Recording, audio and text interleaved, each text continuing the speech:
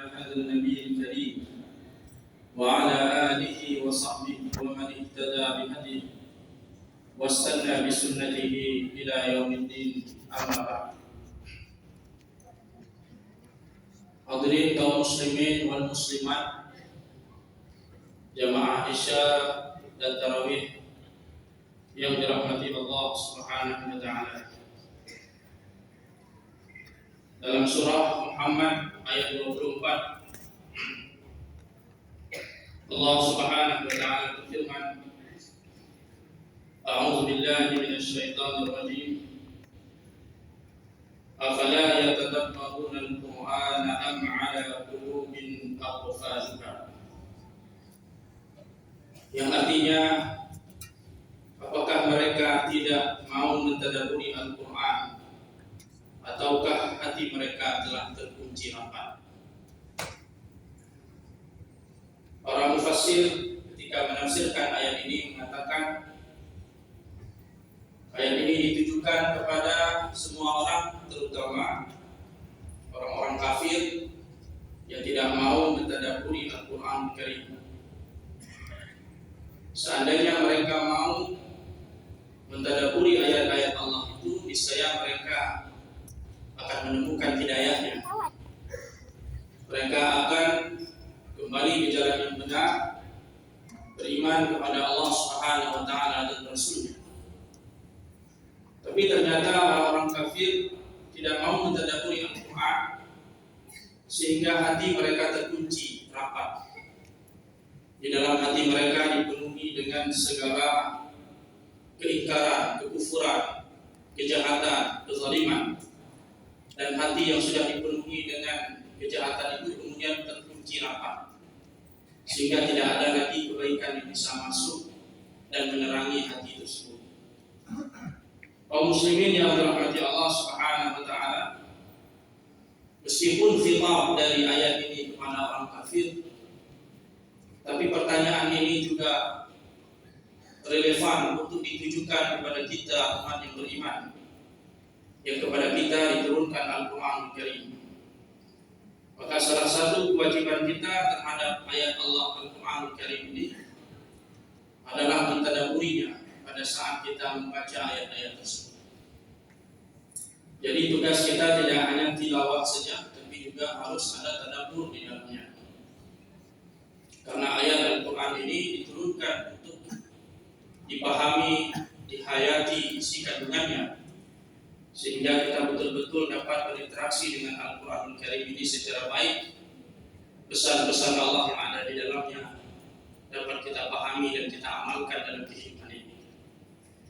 Oleh karenanya kaum muslimin yang dirahmati Allah, mengisi bulan suci Ramadan yang mulia ini, terutama di hari-hari terakhir di bulan suci ini, sambil beriktikaf, marilah sama-sama kita memperbanyak membaca Al-Qur'an Karim dan mentadabburinya. Karena ini merupakan amalan orang-orang saleh, salafus saleh. Banyak di antara salafus saleh yang mengkhatamkan Al-Qur'an di bulan suci Ramadan 3 hari sekali, ada yang 2 hari sekali, ada yang 1 hari sekali. Walaupun mereka tidak lakukan itu di bulan-bulan yang lain. Jadi kalau ada larangan dari Nabi Sallallahu Alaihi Wasallam bahwa kita dilarang mengkhatamkan Al-Qur'an kurang dari 3 hari, itu maksudnya apabila itu dijadikan kebiasaan sepanjang tahun. Tapi kalau amalan mengkhatamkan Quran 2 hari sekali, 3 hari sekali di bulan Ramadan, itu diamalkan oleh sahabat dan para salafus saleh. Jadi tidak apa. Larangan itu kalau dijadikan khataman 3 hari sekali atau 2 hari sekali, itu dijadikan kebiasaan sepanjang tahun. Itu yang dilarang. Kaum muslimin yang dirahmati Allah Subhanahu wa taala,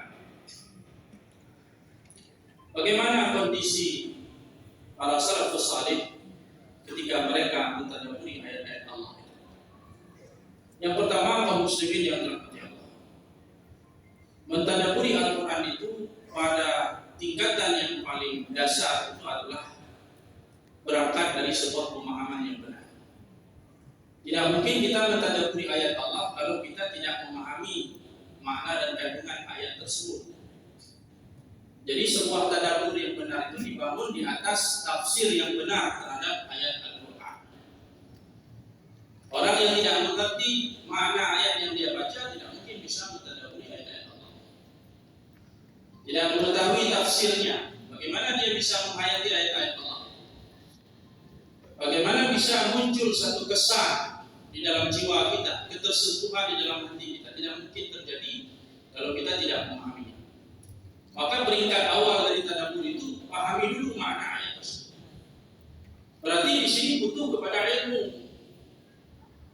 Oleh karenanya masjid kita yang mulia ini menyelenggarakan kajian-kajian, salah satunya kajian tafsir. Oleh karenanya melalui mimbar ini kami mengimbau kepada kita semua untuk menghadiri majelis ilmu. Salah satunya majelis tafsir itu, sehingga kita diperkenalkan makna dari ayat-ayat yang kita baca selama ini. Karena tidak mungkin kita mentadabburinya kalau penafsiran kita masih keliru terhadap ayat tersebut. Tafsir apa yang kita pakai? Tentu tafsir yang bersifat asil. Jadi ada dua istilah. Yang pertama disebut asil, yang kedua disebut dakhil. Yang kita yang kita yakini, yang kita pahami adalah yang bersifat asil. Tafsir yang orisinil. Bukan yang palsu, yang KW, yang orisinil, asil. Dari mana tafsir yang asil itu kita dapat? Ketika Quran ditafsirkan dengan Al-Quran. Ada ayat Allah ditafsirkan dengan ayat Allah yang lain. Alladzina amanu wa lam yalbisu imanahum bidzulmin. Orang-orang yang beriman dan tidak mencampur adukan imannya dengan kezaliman. Apa yang dimaksud dengan kezaliman itu? Ditafsirkan dalam ayat yang lain. Inna syirka la dzulmun adzim. Sesungguhnya syirik itu adalah kezaliman yang besar. Dimaksud zalim pada ayat itu adalah syirik. Di ayat ditafsirkan dengan ayat yang lain. Di sini kita tentu membutuhkan taujihan para ulama, arahan dari para ulama, bimbingan dari para ulama. Tidak bisa kita mencocok-cocokkan ayat ini dengan ayat itu tanpa bimbingan para ulama. Jadi tidak boleh belajar sendiri untuk tidak. Harus talaqi, harus ada referensi. Kita bertanya kepada orang yang mengerti. Kemudian tafsir yang asil itu adalah tafsir Al-Quran dengan hadis sahih atau hadis maqbul, hadis yang terbukti sahih atau hasan dari Nabi SAW. Atau menafsirkan Al-Quran dengan perkataan para sahabat, para tabi'in dengan riwayat yang sahih. Maka itu bisa kita jadikan sebagai pedoman pengamal. Bagaimana Imam Mujahid memahami ayat itu, Qatadah memahami ayat itu, Ikrimah memahami ayat tersebut. Bagaimana para sahabat Nabi memahami ayat itu. Dan kita butuh referensi-referensi yang sudah mu'tabar. Ada tafsir Ibnu Katsir sudah diterjemahkan. Silakan kita kaji. Kaum muslimin yang dirahmati Allah Subhanahu. Kadang-kadang tafsir itu berdasarkan nalar pendapat para ulama. Silakan diambil, tidak masalah. Selama pendapat itu sesuai dengan kaidah-kaidah syariat. Jadi ketika kita menafsirkan Quran, kita merujuk kepada Ibnu Katsir, kepada Qurtubi, kepada Tabari, kepada Suyuti dan sebagainya. Ulama-ulama yang sudah diakui ilmuwan mereka, kesalehan mereka, loyalitas mereka kepada ulama. Kita pahami. Hati-hati menafsirkan Quran dengan dakhil. Ini bagian yang kedua. Dakhil ini adalah sesuatu yang disusupkan ke dalam agama kita, bukan bagian dari pemahaman Islam yang benar. Ditafsirkan secara serampangan, mengikuti hawa nafsu, kemudian dipahami secara salah. Seperti tafsiran Mu'tazilah. Wa kallama Allahu Musa taklima.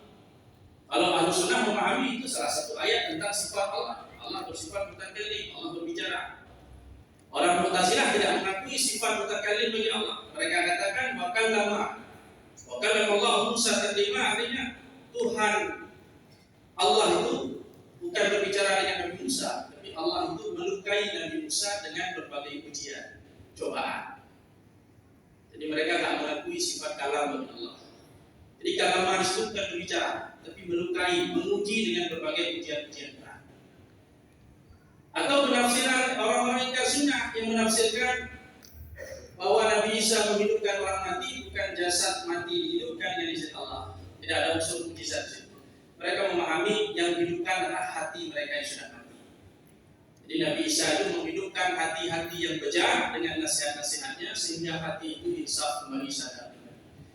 Kalau penafsiran yang seperti itu maka tidak bisa digunakan untuk mentadaburi ayat Allah. Karena tafsirannya sudah salah, sudah menyimpang, sudah terkontaminasi oleh pemikiran-pemikiran akidah-akidah yang salah.